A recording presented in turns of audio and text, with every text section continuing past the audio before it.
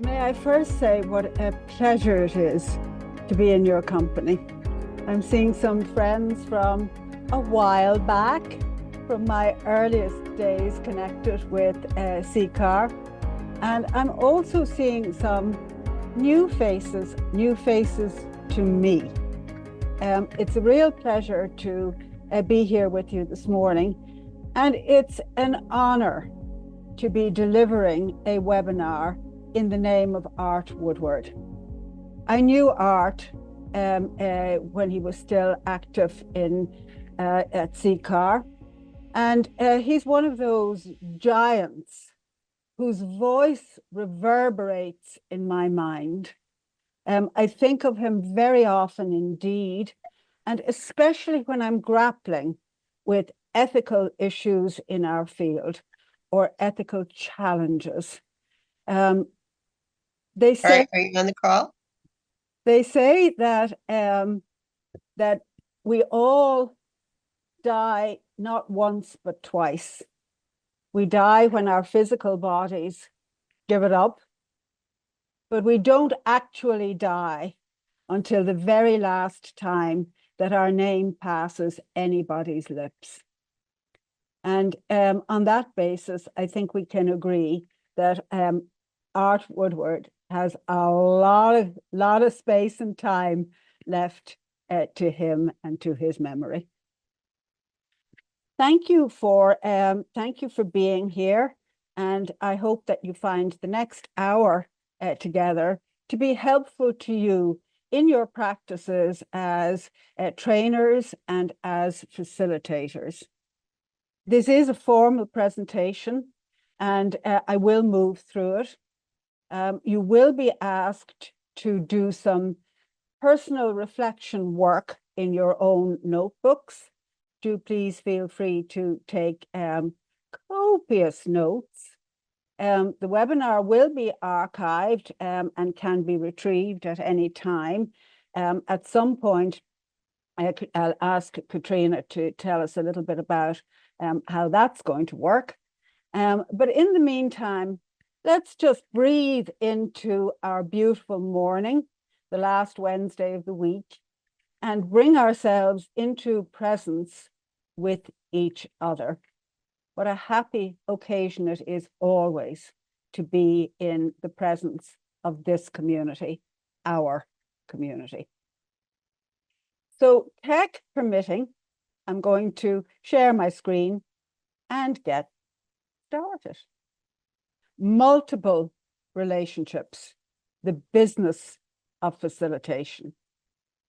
This webinar, Our Time Together, is approved by the New York Certification Board for 1 hour continuing education credit for all of the NYCB certifications.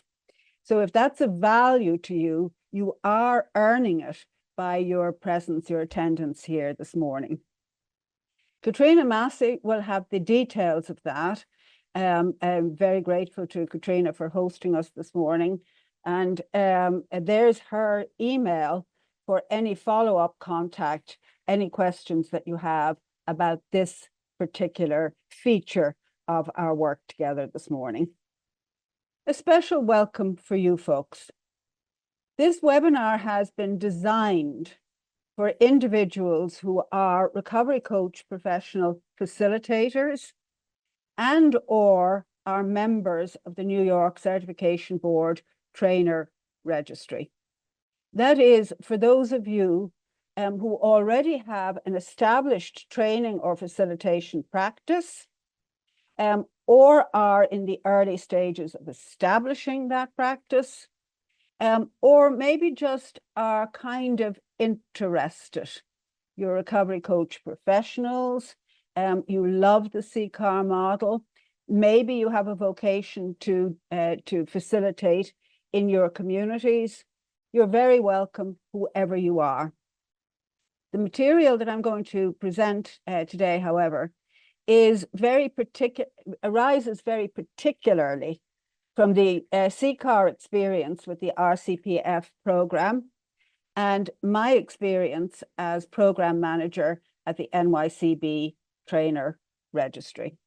So our time together today is very much a co-production. You're very welcome, and I hope you find value in the next hour. Of course, we always start with working agreements, and I have a proposal for working agreements. I know that in this room, we have great minds, and according to this graphic, our great minds are at work. There's all those cogs churning, and that's all of us working together, great minds at work. But so often those great minds are obscured or hidden from each other by what else is in the room, the other tech that's in the room. Those phones, we all have a phone, and those phones all have cameras. I'm going to ask you folks to remove that tech barrier from your work this morning and to interact directly with the slides and to interact directly with my narrative. That is to say, remove the barrier so that we can all relax into being together, all great minds working together. It's a beautiful thing. That's the working agreement I want to offer for our time together. But of course, there's more to it. There's more to it than simply putting away the phones. We are going to want to have our notebooks, and I see several people already writing away. Our notebooks and pens, the original note takers, way before AI and Otter. I always like, as a best practice, to date my work so that when I come back and look at it, I can see, oh yeah, right, that's where I was at on that date. And now that it's 6 months hence or 6 years hence, I'm in a different place with this material, but it's interesting to revise it. There's, of course, more to the old-fashioned use of pen and paper in environments like this, and it's neatly captured by the University School of Education at Indiana University by this individual, Joel Wong, counseling psychology professionals professor. And I really like his quote published in the New York Times last year, where he summarizes how the act of writing slows down our thinking process and allows us to ponder more deliberately. That is, it gives us the time and the space to actively, proactively, if you like, engage with the material that's being presented and with how that material is landing with us. I think that's a tremendous value, and I'm really grateful to Professor Wong for this very neat summary. If we have this working agreement in place, if we can all be agreed that this is how we want to proceed, I'd like to start by offering a moment for reflection. Here is the big question always. In any situation, the very first thing we want to ask ourselves is, what am I trying to achieve? What am I trying to achieve? This question is itself a version of the great CCAR question. How can I help you with your recovery today? This is an agenda setting question. It's an agenda setting question for my projects, for my initiatives. It's also an agenda setting question when I think about big picture, like what about my career, for example? In my career, what am I trying to achieve? And the question is an invitation to each of us to be mindful of what it is we're doing in our lives, what it is we're doing in our careers, what it is we're about. What am I trying to achieve? If I have some kind of idea of what it is that I'm trying to achieve, it will be a very great deal easier for me to get to that outcome because my steps towards it will be plotted out for me, by me. So in a sense, we could say that what am I trying to achieve is a very empowering question. It puts me straight on the road to where I'm going. Not written in stone. Nothing that we do in our lives is written in stone, but it's a place to start. What am I trying to achieve? Now, at some point in each of our careers, we asked ourselves this question, and we came up with a response, whether it's immediate or longer term, or whether we will maybe leave it behind at some point in the future. But just for today, there's some point in our lives where the answer to the question, what am I trying to achieve, brought us into this room, brought us to a place where, doing a very great deal of work, we've ended up holding the designation of a recovery coach professional, a facilitator, and or we've ended up as members of the NYCB trainer registry.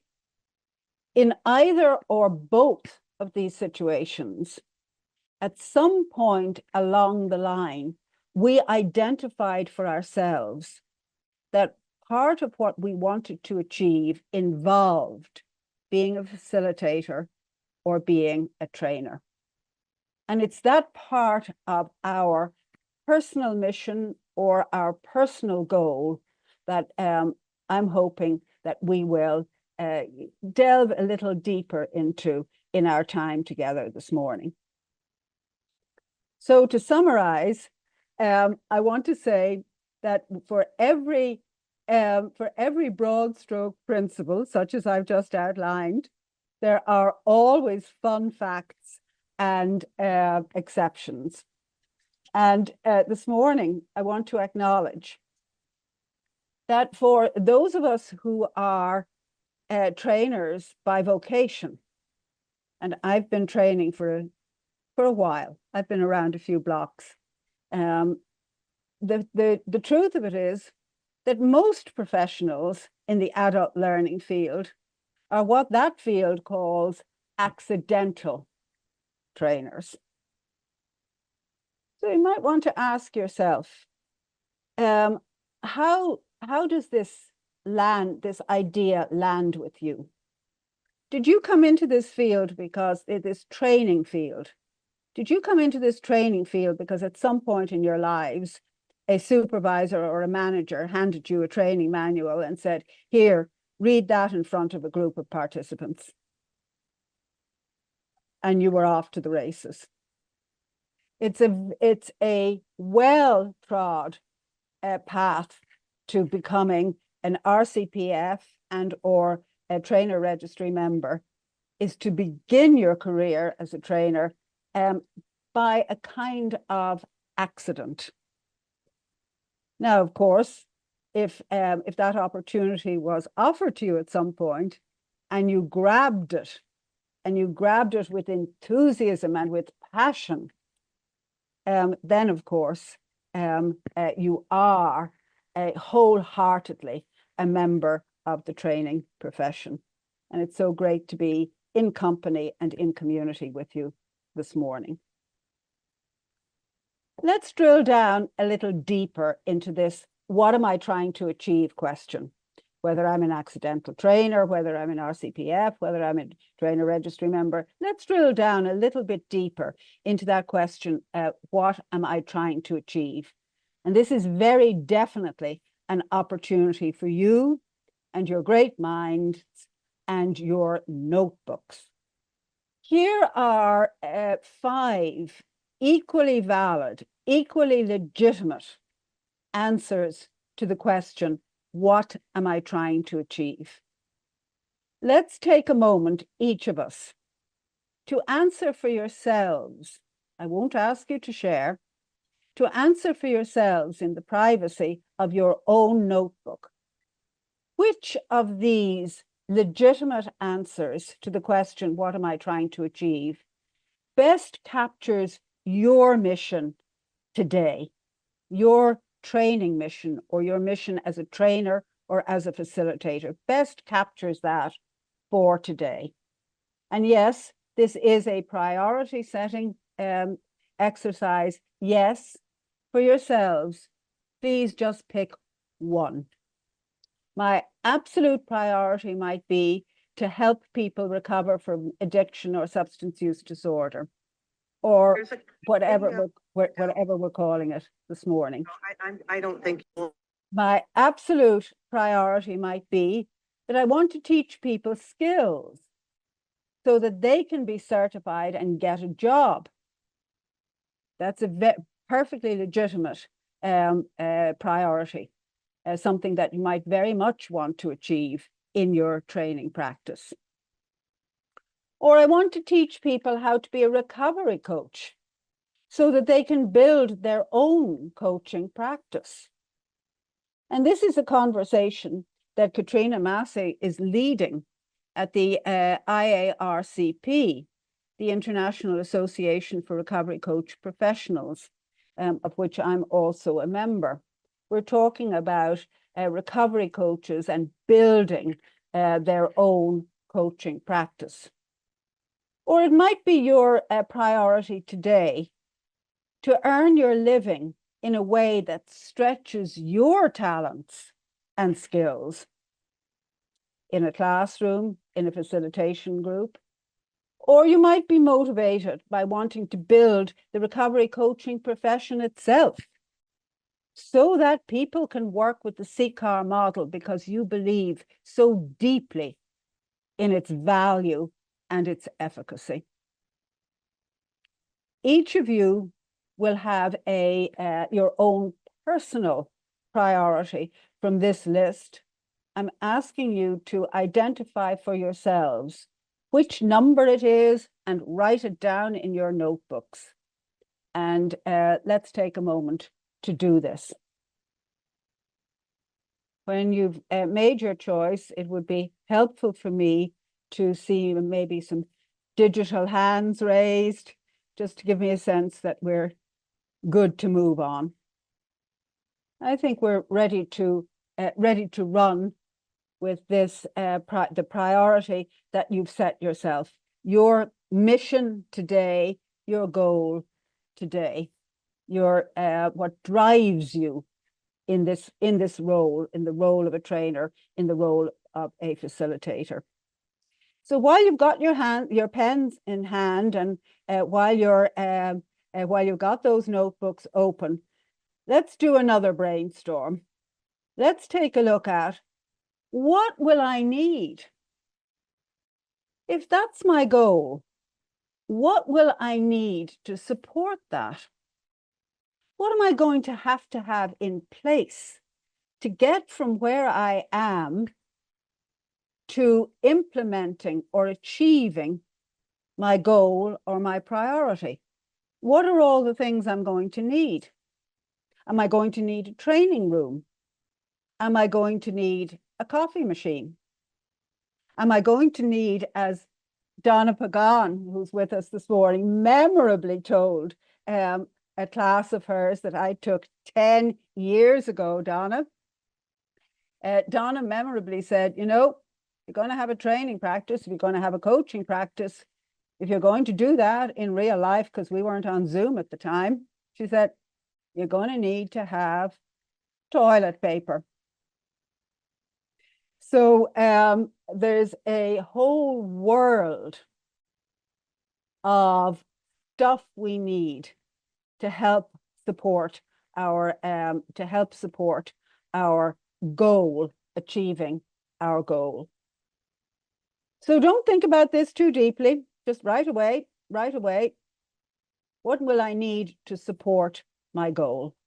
And I'm going to suggest that among the elements that you're going to need to support your goal are all these things. You're going to need resources. You're definitely going to need some income. Those bills don't pay themselves. You might want to have credentials, your own, or credentials to offer your participants. You'll certainly want some materials. You might need to do some marketing. You might need some technological support. Some folks these days exclusively train on Zoom, for example. Well, Zoom probably doesn't come free either. You'll need to keep records. You might need a premises, or you might need that Zoom room. You'll certainly need participants. Can't have a training or facilitating practice without participants.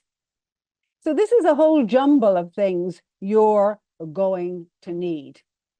Plus all of the other things that you've just identified in your own brainstorm, or that you remember from back in the day when you first established your training practices. There's a whole plethora of supports that you're going to need to support your goal, whatever it is that you identified as your priority or your driver today. If you have any kind of a business at all, or you are interacting meaningfully with members of the public, you are going to need liability insurance. Yikes, liability insurance. This is beginning to sound awfully like this, that you are in business. You are in business to support your goal. You are in business to achieve that outcome that's driving you, that gets you up in the morning, that floats your boat, that is energy to you, that is food and drink to you. At its most formal, you may come to a point where it actually makes a lot of sense to build a formal business plan. And that's what that colorful graphic down on the bottom right-hand side of this slide is all about. Your mission statement, your company background, your product description, your marketing plan, your competitor analysis. Everybody has a competitor. Your SWOT analysis. What are your strengths? What are your weaknesses? What are your opportunities? What are your threats? Your operations, your financial planning. How am I going to be able to pay my bills? How am I going to be able to pay the rent? How am I going to be able to pay myself? What's the timeline here? And all of that information in a formal business plan is going to wind up in an executive summary. And this is the document or the plan. Not unlike those recovery plans that we develop with our clients when we're coaching. This is the outline, this is the plan, these are the details of how your supports come together strategically so that you can achieve your goal, you can achieve your outcome.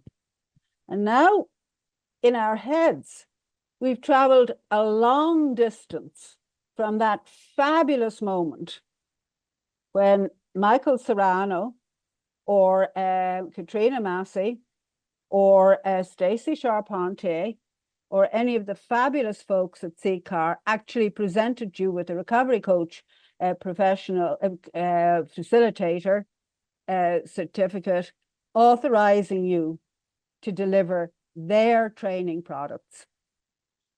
Seems like a long way from that exhilarating moment to looking at this admittedly very colorful outline of a business plan. Now, I'm not here as anybody's business mentor, and I'm not here to walk you through developing your own business plan. There are resources for that, and I will present some resources before we sign off this morning. What I want to do is I want to focus on some real specifics, because I am in the weeds with these specifics on a daily basis. So I can maybe bring you some useful information. There's the whole question of your participants and their fees. Your participants is where your fees come from. There's the whole question of your training programs, your curricula. You know, what are you bringing to the market? And what advantage does taking a training with you have as opposed to taking a training with anybody else? What is your market advantage? These are some threads that are really significant when you're looking to build your training practice, not just build, but sustain it in an ever-changing market, and in our world, in a very dynamic field. Goalposts are expanding and shifting almost on a daily basis, or at least that's what Richard Buckman tells me. We come back to what is the core business question that you have to ask yourself. You know what you're trying to achieve, but how does that land? How does that land out in the big world? So the question is, who is my market? Who wants me? Who loves what I have to offer? It's a great question. Just because I'm the most fabulous bee's knees in the world, and you all are, we know this. You're RCPF. You're members of the NYCB Trainer Registry. You know, how good can it get? We know you're fabulous. We know your training practice is terrific, but really, who cares? Who is your market? And what does your market want? And this is the great question behind any business. You can have as fancy or as beautiful a business plan as that multicolored graphic down there in the bottom right-hand corner. But really, it comes down to, very simply, who is my market and what does it want? And this is where we see the whole question of multiple relationships. The multiple relationships that you need to put in place simultaneously to have a training or a facilitation business or practice. It doesn't really matter what we call it. If you're delivering training or facilitation skills anywhere, you know, you're engaged in a business activity. And while that language, you know, sort of turns the stomach of many of us who came up in the non-profit world and, you know, sort of who are idealists still, if we don't get a handle on how these relationships work and how we can make them work for us, we're not going to achieve our goals. We're not going to be able to implement our missions. So let's take a look at some of those relationships as they impact these key elements that I've highlighted on this brainstorm screen. Here they are separated out. 3 completely separate elements or relationships or areas that you have to focus on. Yes, they're related.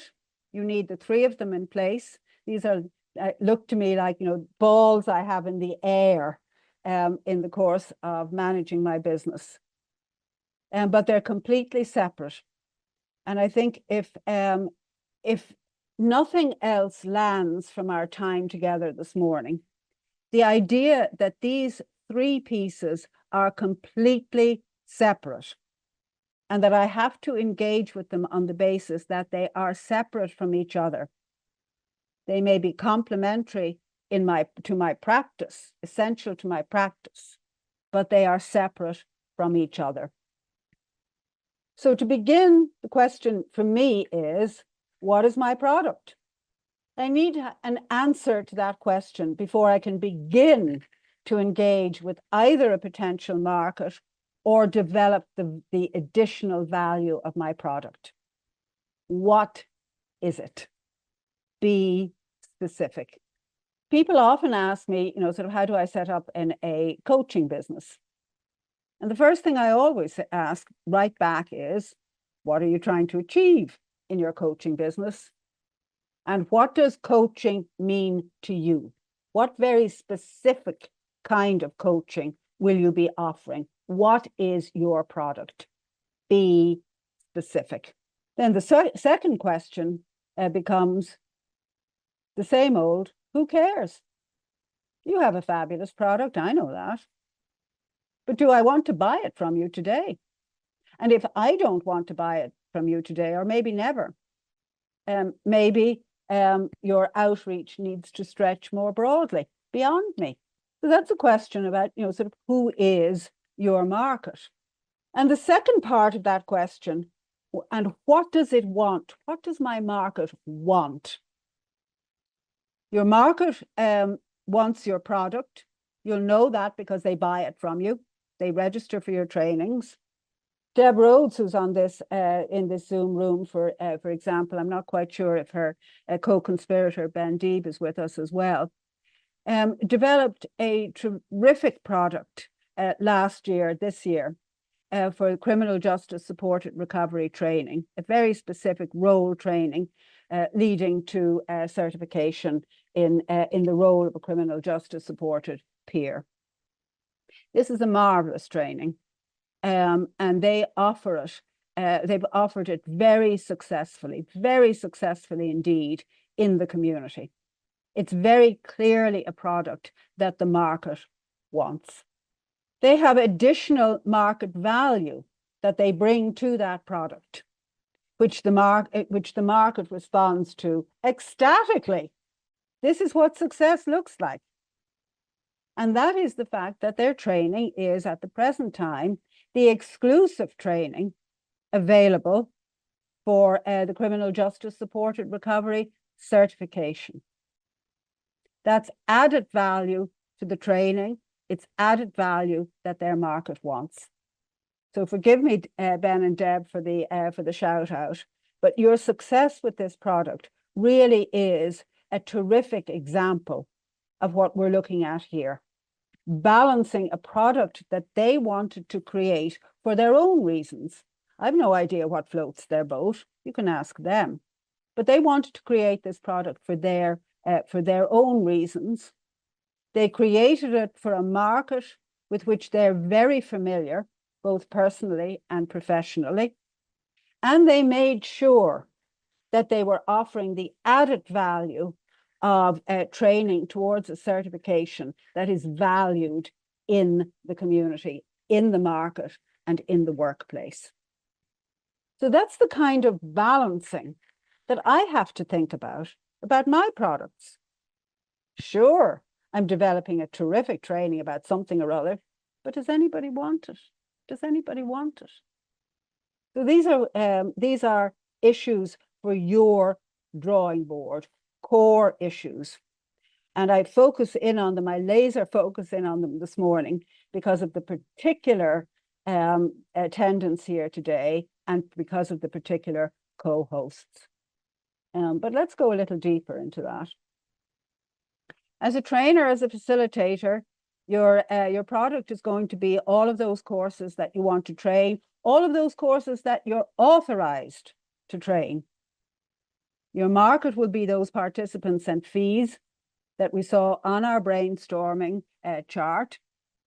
And your market advantage, very specifically, is going to be whatever else on top of that product you can offer that your market very specifically wants. What do I mean? The providers of your product as a trainer or a facilitator are the people who develop and publish training programs. They're called training vendors. And training vendors will have contractual relationships with you, whereby they authorize you to deliver their copyright material in your training practice. Now, in our field, which has been very laissez-faire, often those contracts are unspoken.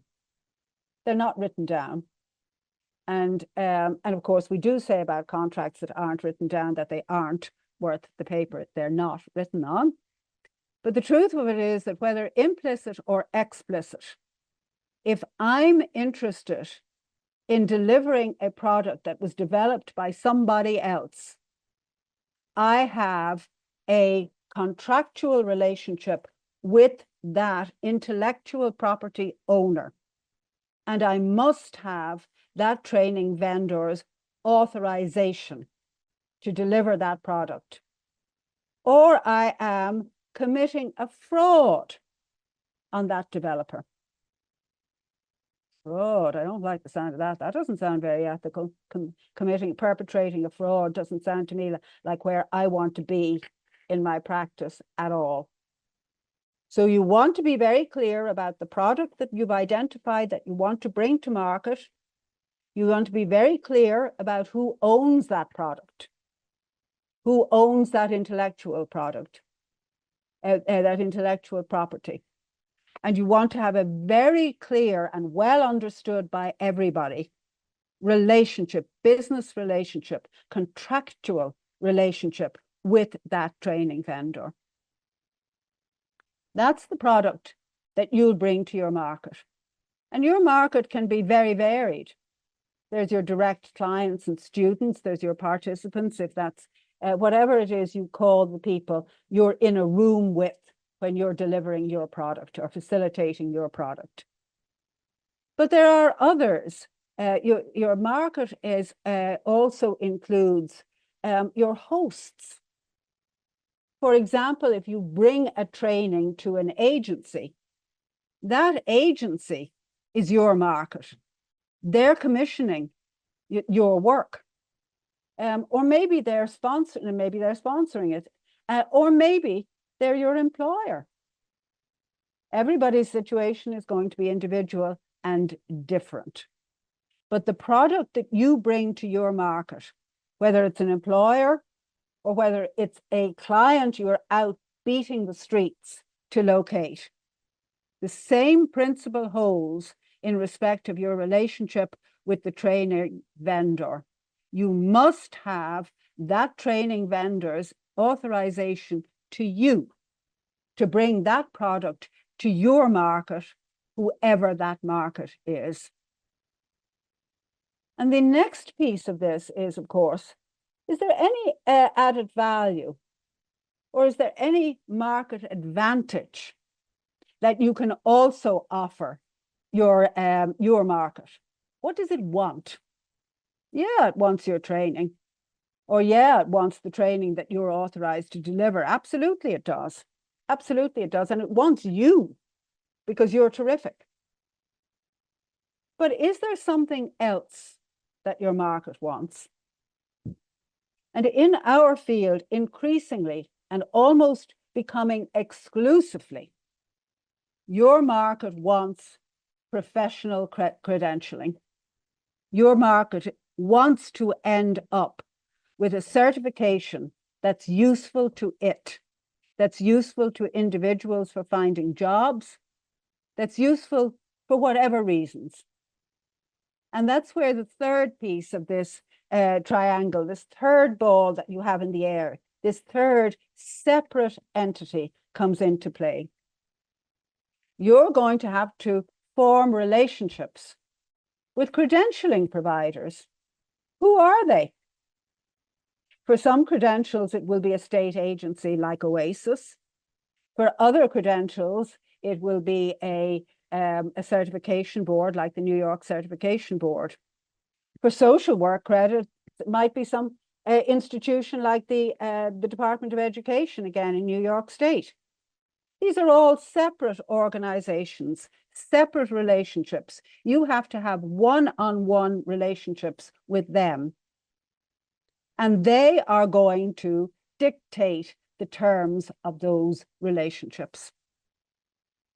And if you don't have an explicit relationship, you're not going to be able to deliver this additional value. You're not going to be able to deliver this market advantage that your market wants and that you absolutely need to be able to deliver in order to stay competitive. That's a lot of relationships. That's a lot of commitment. That's a lot of work. Bottom line here, W-O-R-K, a 4-letter word. Very specifically in this model, most of us work with CCAR. CCAR is the preeminent, that used to be a favorite word of Graydon Carter's when he was editing Vanity Fair, preeminent. CCAR is the preeminent training vendor in our field. Terrific portfolio of trainings. CCAR gets to decide whether you have their permission to deliver those trainings or not. You need their permission. You need an explicit contractual relationship with CCAR. For CCAR, that means at a minimum, you need to be RCPF. And they set the terms of RCPF. It also means you have to use Protrax, Grown, and anything else CCAR says. You have to renew your RCP, you have to renew your RCPF, you have to pay for that. You have to do whatever CCAR requires of you to have their permission, their authorization to deliver their products. And you have the exact same relationship, explicitly or implicitly, with any other training vendor. In New York State, for example, Oasis provides original trainings in our field. But boy, they take their pint of blood for it. Their contractual relationship with you requires that you deliver 3 completely free trainings as the price of their authorization to you to deliver their material. Fair enough. You decide whether those prices, what CCAR wants, what Oasis wants, what anybody else wants, you get to decide in your practice for yourself. Are you good with that or not? What is your product? For added value over here on the New York State side, the New York Certification Board, which is the exclusive provider of peer recovery certifications in New York State and beyond, we are, as a credentialing provider, we have our requirements too. You are contractually engaged with NYCB according to whatever standards we establish as appropriate for our relationship. That means that at a minimum, you will be a member of the NYCB trainer registry. That's a completely separate requirement from RCPF, completely separate. We're on separate sides of this slide to show the separation between these two organizations. Separate relationships. The New York Certification Board, in approving your training products as appropriate for training towards certification, NYCB will require you to show that you have authorization, formal authorization to deliver whatever products you want us to approve. So that's going to mean, if you're delivering CCAR products, that's going to mean we need to see that you have CCAR authorization. We need to see your CCAR RCPF designation. If you're training products that are owned by Teresa Knorr, for example, who's also on this call, you will need to submit Teresa Knorr's authorization, perhaps her TOT certificate, to us, to the NYCB, in order to confirm that you have Teresa's authorization to be a Tai Chi trainer, for example. So these are separate balls, separate relationships. The good news is that very few of us whom you have to develop relationships with, very few of us bite. We're kind of nice. We're kind of easy to interact with. And we do want you to succeed. We don't know what your goal is. We don't know what your mission is. But we want you to succeed. And that's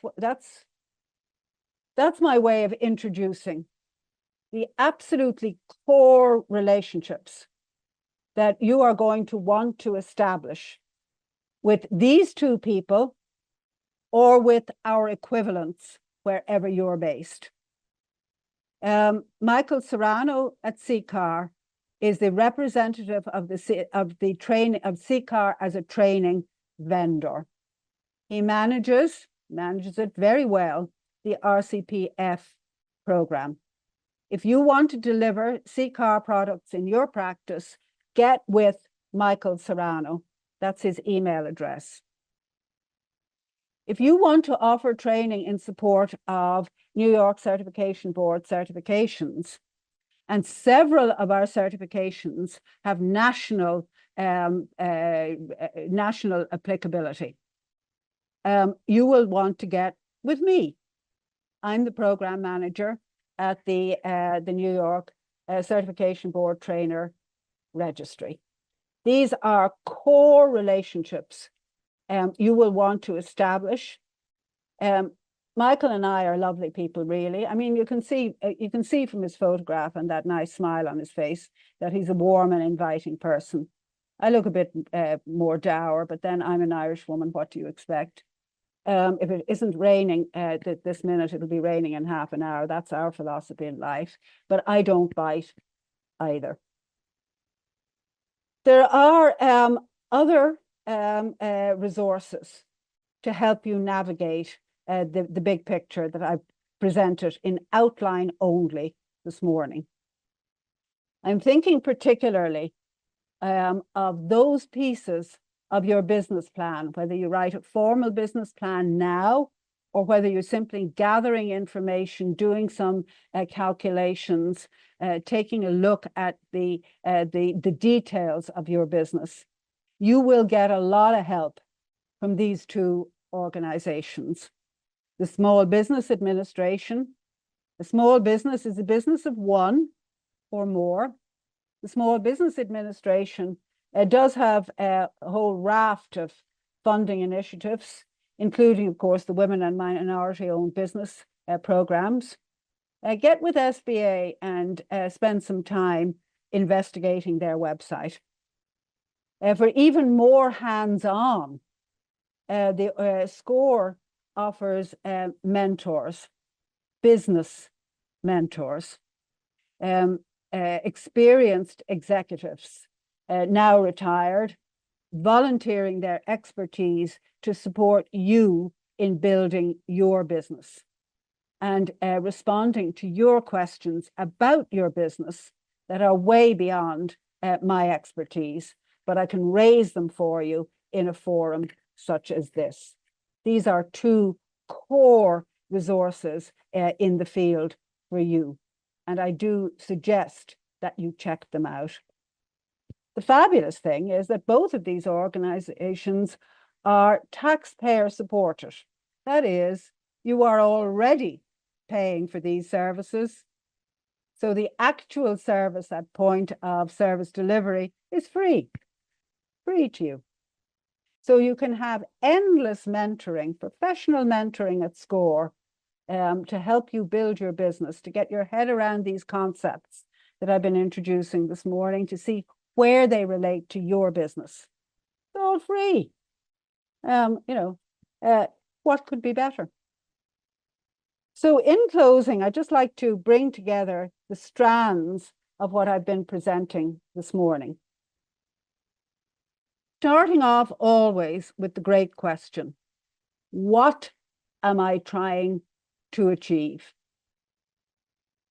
In my training business, what is my product? Who is my market? And what value, what added value do I bring? And that's the basis on which you will identify those relationships that you need to establish right here, right now, in order to deliver what your mission in the big bad world. You've made a lot of notes this morning in your notebook. I see folks writing away. And you're thinking about, if you haven't already written your first business plan, you're thinking about all of the elements that go into a business plan to establish what you're doing on a solid footing and to support you in achieving your goal, your mission, your priority today. So that's what I've got as an overview to the multiple relationships that you will need to establish in your business, the business of facilitation. I hope it's useful for you. I hope you have some takeaways here. And I look forward to seeing you in my inbox as you reach out to the New York Certification Board. So you may have some immediate questions. We have a little bit of time until we close out at 11. If you have some immediate questions, may I ask you to put them in the chat box? That's the easiest way of working with them so that everybody knows what we're addressing.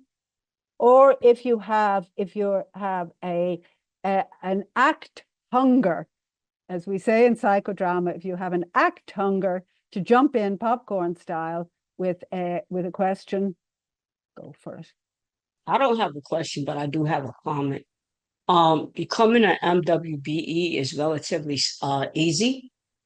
However, one of the things you will need is a business bank account. So when you talk about building your business, we have to get out of the mindset of clients are going to be assigned to us, participants are going to be assigned to us. And this is where the marketing comes in. Like, you really have to outreach people. If you are a sole proprietor doing business as an LLC, I can tell you one of my major shifts was when I worked for nonprofits, my clients were always assigned to me. And then when I started my business, I was like, oh my God, how do I get a client? I got a product, it has value, but how do I now get the clientele? And I like the fact that you mentioned, because I contract with nonprofits and I contract with governmental agencies. But the only way I was able to contract with both was by becoming a minority woman-owned business enterprise for both the state and the city. It opened up a lot of doors for me. So I wanted to add that to what you were saying. Terrific. Thanks so much, Nyla. And I see folks putting their own resources in the chat box. Let's add them to our personal brainstorm sheet, what we need to support our business. Because this is great information from folks who are out there doing it. With regard to the insurance question, this is a litigation happy culture. And that's not news. Everybody knows that. And folks will, for whatever reason, either be complaining about you or actively trying to sue you. Even if you succeed in a legal case, you may risk all of your personal assets. You need to be protected even if you never need that protection. And that's where insurance comes in. And for a full discussion of insurance, talk first to your SCORE mentor, but also there are a number of trade associations for people in counseling, in facilitation. I'm a member of a terrific organization called the Mid-Atlantic Facilitation Network, for example, who offer expert advice on aspects of your business, such as where to go for good rates on insurance. So check it out, check it out, check it out. And there we are with Ginger, good old Ginger Ross, who will be seeing me in her inbox before the week is out. Ginger is adding some great observations in the chat box. Thank you for this. This was really great.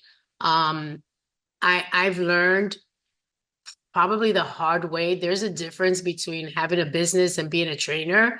And so a lot of us are not business owners. We didn't go to business school. And so just learning the ins and outs of a business is what I wanted to say is, and I think I just told you, you know, we might need lawyers, you know, we need a business lawyer, business mentors, and we don't know what we don't know, right? There's a lot of things that I definitely don't know. I'm a social worker by trade. There's a lot of things about business that I didn't know. Even though I have now a master's in executive business, there's a lot of things that I still don't know and learning. So, so I just wanted to say thank you for this. I think that we need more of this and more resources. And yeah, I just wanted to share that. So thank you.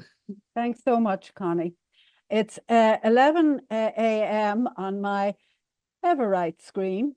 So I'm sure Katrina wants to close us out. There are a significant number of resources posted in the chat box. I'm going to ask Katrina if she would be so kind as to collate them and to distribute them to our attendants this morning.